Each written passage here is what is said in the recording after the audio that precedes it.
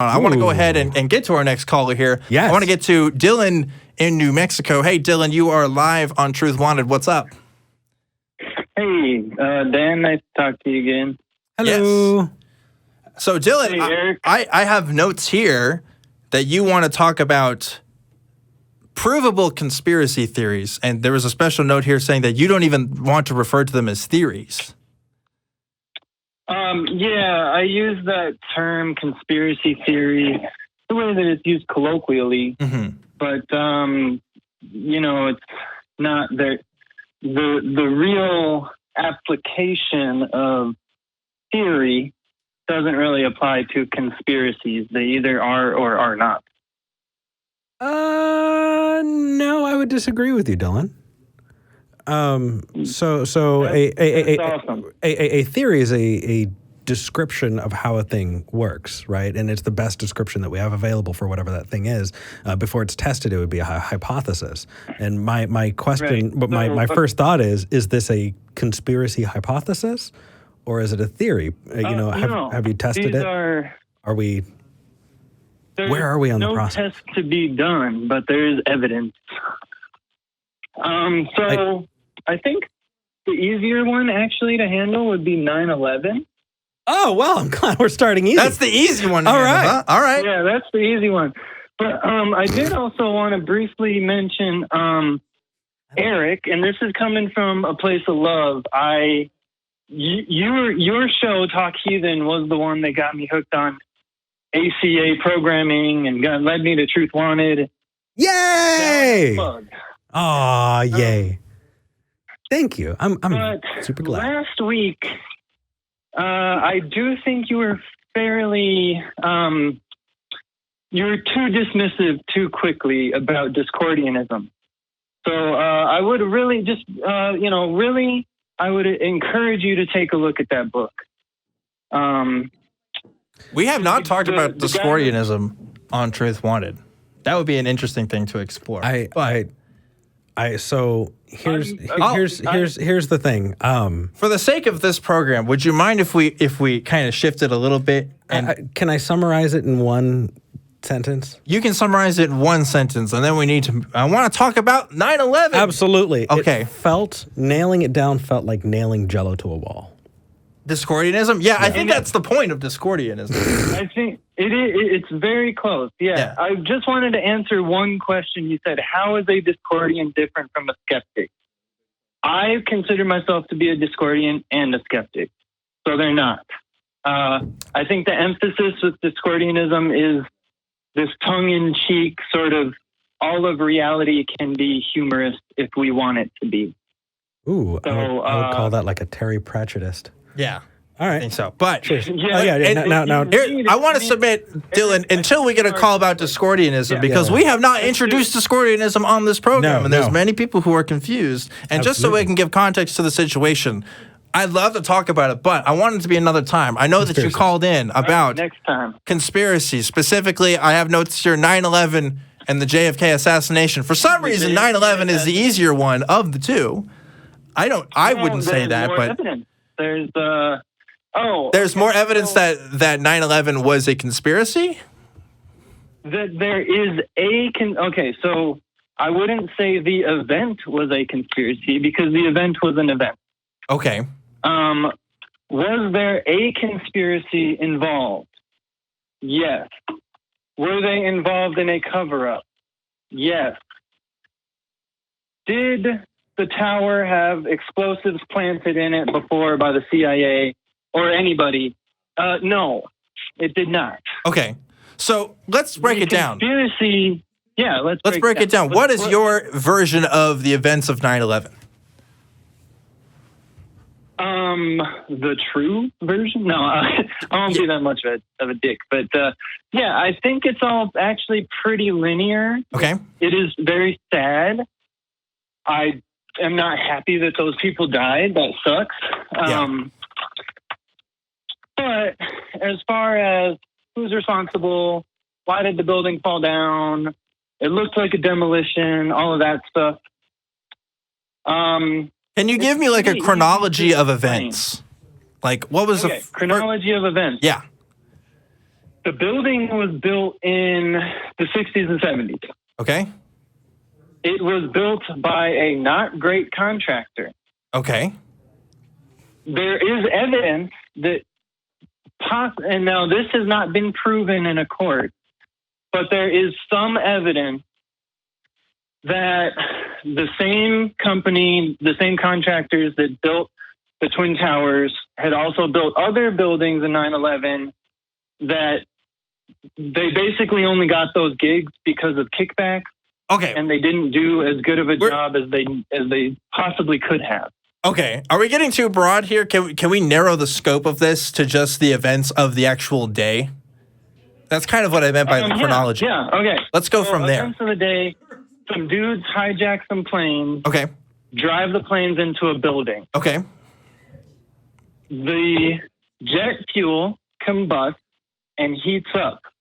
But did it very, melt? very hot? I'm sorry. Shh. Quiet you. Anyway. No. And if you study materials engineering, or just basic material science, I'm so sorry. you'll see you don't need, you don't have to melt a piece of steel to make it flexible. And I'm Eric, so sorry. I think I remember you. No, I led this call way off topic. I'm so sorry. Please, Dylan, continue with the chronology, because I just need to shut up. No, that's basically my point. A lot of people, a lot of the conspiracy theorists will say steel won't melt at whatever the temperature was. I think it was, I don't have my notes on me, actually. I just moved as well. That was really funny that the last caller had said that. Anyway, steel does not need to melt to bend. And anyone who's ever worked with a forge or around, metal masters, if you see somebody pull out metal from a furnace, it's not melting. It's still a solid shape, but you can form it. Okay. So, right. So steel beams, they can bend. So here, maybe outside of jet fuel. We've established this. I don't reject that outright. I don't know enough about it to be honest with you. But okay, so they can bend. So what? Right? I just want to try to cut to the chase here just a little bit, right? Yeah. I'm sorry. Yeah. Okay. So cut to the chase. Basically, the conspiracy was a cover-up of corrupt building practices and insufficient standards of safety. So that's okay. That's an explanation for why it happened, right? I want to know what happened.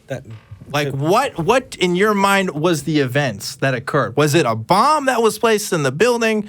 Was it no bomb? No bomb. So were enough. So and this seems unremarkable. So it is completely unremarkable, but there is still a conspiracy involved. Okay. By the New York Building Association, and Are you saying the pillar of virtue that is the New York Building Association? The above reproach? Sorry, go on. Yes. No, that is what I'm saying. It's really not, it's nothing special. It's nothing amazing. It was just greedy people being terrible. And the building itself had failed fire inspections for like a decade beforehand. Starting in 1994, you can actually see the pictures of the fireproofing material that's falling off of all of the structural beams. Okay. So what you're saying is the reason why the tower fell down was because the structural integrity of the building was not good. It did not pass certain inspections, and therefore when the planes hit, the building crashed and fell. Okay. Is that what you're getting at? Basically. Okay. It's like building a building out of cardboard and being surprised it falls down when it rains. Why didn't the building just fall because a plane hit it? Well, that's what he's right. But just hypothetically, right? I'm not necessarily disputing any kind of charges of a malpractice in building inspection. Well, I'm more interested in, why can't we just take what it is at face value? In that, a plane hit a building. Is the implication here that if the building was up to standards of code, that it wouldn't have fallen down if a plane hit it? Yeah, exactly. Yeah, that's what I'm saying. Okay. See, that's a bit different from when we talk about 9/11 conspiracy theories. Because even on this show, we've talked about before. Well, so here's the thing, man. Yes. It's unremarkable to the point of, like, when you were saying they, I was like, oh, who's they? I need to know who they is. Is it the Illuminati? Is it the lizard people? Is it the Bilderberg group? But it okay. I mean, if there's sufficient evidence to point to poor business practice. Okay. So and there is evidence. I actually I also seen JFK in here. Maybe there's some remarkableness in there. A quick one too. Is there is there greatness? I'm shining here. I'm panning for shiny. Go ahead, Dylan. Help me. So there's direct evidence that somebody in the government has some culpability for the JFK assassination. That is just vague enough that it might be true. Can we get more specific? Yeah, there's a video of somebody, and I could send this to you guys both on Twitter or by email or whatever. But there's a video of right before they turn into Dealey Plaza, a commanding officer comes up and tells the two Secret Service men that were supposed to be sitting on either side of JFK's limousine. This guy walks up and tells them to stand down. And they're like confused about it. You kind of see them look at each other and go like, hey, what's going on? I don't know. Fuck it. All right. And then like 30 seconds later, the president was shot in the head. Wait, were these guards of the president? Was this their commanding officer? They were, you don't get a real clear picture of who tells them to stand down just from the back. But these were Secret Servicemen? These are Secret Servicemen. Okay, so if I was a Secret Serviceman, I'm putting this out here, Dylan. If I was a Secret Serviceman, why the hell would I listen to anybody that wasn't my commanding officer to do anything? Right? If my job is to protect the president, why would that matter if somebody was trying to distract me? I don't know that it was their commanding officer, but I also don't know that it wasn't. Okay. That's all I'm saying. I don't know who that was, but they're definitely Secret Servicemen. They were definitely sitting on his limousine, and they were definitely told to step away from the limousine because minute or 30 seconds. They might get shot in the process. Does the conspiracy involve the gunman? All I'm saying is there is evidence that the guards that were set up to protect the president from being shot in the head were called away. Well, first, I don't know. Okay, so remember, the official story is, right, they were shot from the building, right, from the textbook depository. I don't know how they would get in the way of that anyway if they're shooting up. But besides that, right, like, what if they were involved? If there was some sort of commanding, and if you don't know if they're their commanding officer, right? But if they're their commanding officer and he's telling them to get out of the way at a public event, basically you're saying they're getting them last minute to move out of the way. Like, there's a lot of things. It just doesn't make quite sense. Like a public execution in front of tons and tons of people, right? Like that seems like the worst possible way to do a conspiracy, right?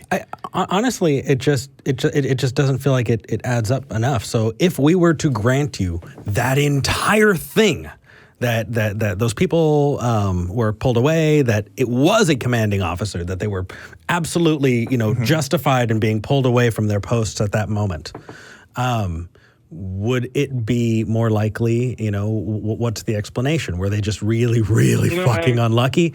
How do we get there? Because that's not evidence of collusion with the gunman. That's not evidence of anything other than possibly some small amount of incompetence. It's circumstantial on its own. And so what I'm wondering is this kind of wink, wink, nudge, nudge, the government killed the president? Or is this, I found some incompetence and that might be congruous with existing conspiracy theories, but you're not going to jump behind one of them. You're just going to say that there might be a little bit more evidence towards one of them than you think we're giving credit.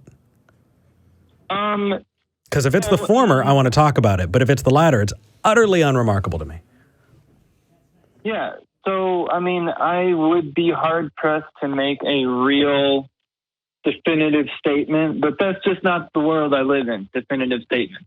If I have conversations about this, I usually defend the side of the conversation that would be making the argument that says, yeah, the government was responsible for JFK's death. So, but you are of the belief that the government was responsible for JFK's death? Tentatively, yeah. Okay. I mean, I think it's enough that... I do want to just give merit to what Eric said. Perhaps, and that's not something I ever thought about, perhaps they were called away for a legitimate reason. There was something more important than protecting the president. I don't know. I don't know what was going on in that brief discussion.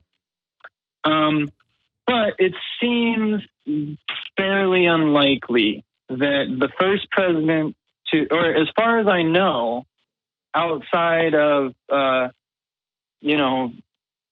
very outside of our historical presidents, JFK was the first president in modern history to ride around in an open limousine. So I've always thought that was weird. I've always thought that it was strange that they called off his guards, and I always thought that it was very weird that he got killed just a minute after that. So maybe a lot of those things are weird, right? Maybe that's kind of unusual given the circumstances. But again, I just want to point out, so far from what you've presented me, everything is circumstantial. And I also don't know, and maybe you have more thoughts on it and you haven't expressed it here, but just to say, oh, the government killed him. Well, the government is a lot of people, and there's a lot of people involved. It's a highly organized process. Sometimes not as organized, but it is most of the time a pretty highly organized process. And it's going to take more than one person to do something like this, and more than one person is going to be on a need-to-know basis for this kind of a plan like this to happen. Oh, yeah. And if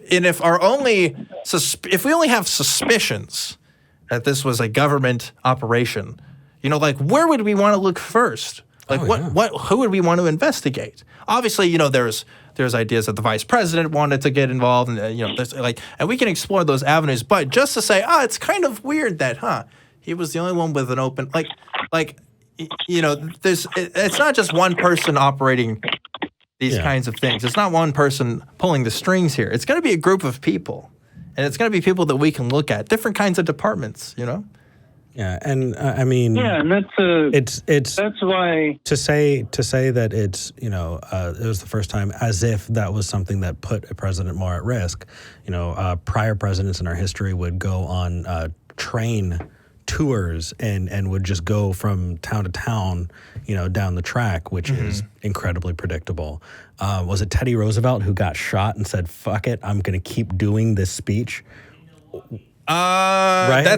I don't know. It was definitely amazing. He got shot during a speech, and he kept doing the speech. Was it Jackson who nearly beat somebody to death with a cane because they tried to assassinate him? I think so. It's amazing. Yeah. U.S. presidential history is very weird. I just don't see that. Again, it just feels unremarkable. Yeah. Well, I'm sorry. I mean, that's kind of what I was getting at, is that the provable conspiracies are mostly unremarkable. And maybe, so I am going to... if JFK was assassinated by somebody else, that's remarkable, right? That I disagree with you there. But, I still don't know the ins and outs. All I've seen so far is just a video that you've seen that may or may not even be real. I don't know. I've never even seen this thing. But if you want to email it to me, the email, I always put it out there. It's truth@atheist-community.org. Maybe we can play some videos sometime on here and kind of look at some footage together. But until then, Dylan, I'm sorry, we do have to get to some other callers. Did you have any last words you want to say about kind of conspiracies in general, or what you wanted to talk about before we kind of move on here? No, just thanks for talking. I mean, I guess, my last words would just be, I do think that if you are proving something, it is unremarkable. that's what happens when you prove it. It becomes accepted and unremarkable. That is actually profound. I like that a lot. I can see how you could say that, right? It's like, like evolution like was a really big deal at the time, and now a lot of people grow up with that, and it's we have a lay understanding. Now, I mean, that's true. You can always kind of sit back and marvel at it, but I like that. Well, Dylan, thanks again for calling in. Thank you. Next time, please talk to us about like any other stuff you want to bring to the table for us to discuss. That's totally cool, but I'd love to expand beyond just, hey, I saw a video one time. Yeah. You know what I mean? Because I can't, that's not a lot for us to work with. It's not, but it did get me thinking about something kind of profound, the way he put that. That when you can prove something, it takes something remarkable and makes it unremarkable. But I think we need to, and this is just me, I think we need to appreciate the unremarkable a whole lot more. I had a conversation with somebody about love. And this idea of the one, that there has to be this one person put on the planet for everyone. And, the fact is, we're just here. And the idea that you can find a person or people that you can love and build a relationship with and create unique experiences and bond with and live a fulfilled life. The fact that you're not the first or the only. Does that make it less remarkable? Well, I mean, I guess, but at the same time, it's still just as beautiful. Eric, you're pretty unremarkable, but I still appreciate you a lot. Exactly. Same here, man. Same here. You fall within a bell curve. That's the meanest thing I've probably ever said to you. I feel bad about that. No, I don't think that's mean at all. Because here's the thing. Oh, okay. My unremarkableness means that I'm not so fucking unique that I'm unlovable. It doesn't make me so special as to think that there's something broken about me that can't be fixed. Okay. Yeah, I see what you're saying. Yeah. And that's wonderful. Okay. Yeah, that's a good perspective to have. Damn straight. It's like the problems that we have, like most of it's been experienced before, right? There's nothing new under the sun. You think that your life is falling apart? Do you think your neighbor 2 doors down gives half a fuck about you? Or that they know what's going on in your life? Because they don't. So this is why I bring Eric on the show, because when I talk to people about 9/11 and JFK conspiracies, I do not come up with motivational speeches afterwards about loving each other. And I love that. That's great.